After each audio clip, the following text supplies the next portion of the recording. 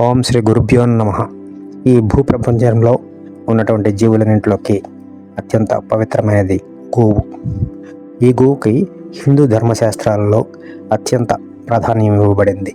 అసలు ఈ గోవు పుట్టుక ఎట్లా జరిగింది అంటే, శతపథ బ్రాహ్మణం ప్రకారం దక్ష ప్రతాపజీ ఈ సృష్టిని ప్రారంభించినప్పుడు ఆయన శ్వాస నుండి సుగంధం స్రవించింది. ఆ సుగంధం నుండి ఆవు ఉద్భవించింది. అందుకని దక్ష ప్రతాపతి ఆ ఆవుకు సురభి అని పేరు పెట్టారు. వేదాల ప్రకారం గోవులలో చతుర్దశ భువనాలు ఉన్నాయని చెప్పబడింది. గోవు పృథ్వీ రూపం. శ్రీకృష్ణ పరమాత్ముడు నేను గోవుని అని స్వయంగా చెప్పుకున్నాడు. అంటే ఈ గోవుకున్న మహత్యం ఎంత గొప్పదో దీన్ని బట్టి తెలుస్తుంది. అంతేకాకుండా ఋగ్వేదంలో 4వ ఖండంలో 15వ సూక్తంను గోసూక్తంగా చెప్పబడుతుంది. ఇంత పవిత్రమైన జీవి ఈ భూప్రపంచంలో వేరొకటి లేనే లేదు.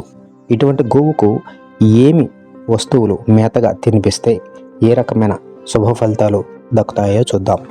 ముందుగా ఉలవలు 24 గంటల పాటు నానబెట్టిన ఉలవలను భక్తి శ్రద్ధలతో గోవులకు తినిపించినట్లయితే వృత్తి ఉద్యోగ సంబంధమైన విషయాలలో స్థిరత్వం ఏర్పడి మీ ఉద్యోగ వ్యాపారాలు సాఫీగా సాగుతాయి. బొబ్బర్లు 24 గంటల పాటు నానబెట్టిన బొబ్బర్లను ఆవులకు తినిపిస్తే ధనప్రాప్తి, ధనలాభం, ధనవృద్ధి జరుగుతుందని శాస్త్రాలు చెప్తున్నాయి. బియ్యం పిండిని 5 గంటల పాటు నానబెట్టి దాంట్లో బెల్లం కలిపి ఆవులకు శ్రద్ధగా తినిపించినట్లయితే జీవితంలో ఉన్నటువంటి ఒడిదుడుకులు తగ్గి స్థిరత్వం వచ్చి ప్రశాంతమైన జీవితం ఏర్పడుతుంది. కాపురాలలో సమస్యలు ఉన్నవాళ్ళు ఈయన్ని ప్రతినిత్యము ఆవులకు తినిపిస్తే మంచి ఫలితాలు ఉంటాయి.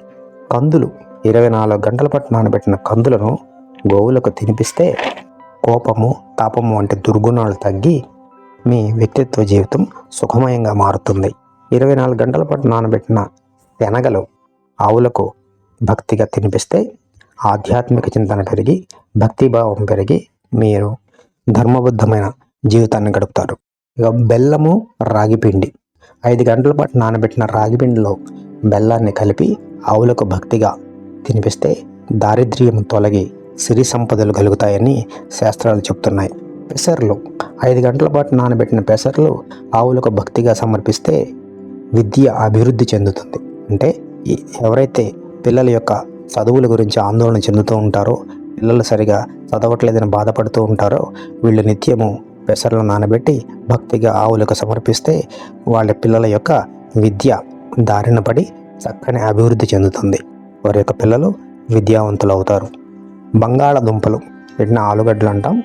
ఉడికించినవి కానీ పచ్చివి కానీ ఏవైనా సరే ఆవులకు భక్తిగా తినిపిస్తే నరఘోష నివారణ జరిగి ఇంట్లో శుభ ఫలితాలు ఏర్పడతాయి. పచ్చి క్యారెట్లు శ్రద్ధగా ఆవులకు తినిపించడం వల్ల వ్యాపారం బాగా అభివృద్ధి చెందుతుంది.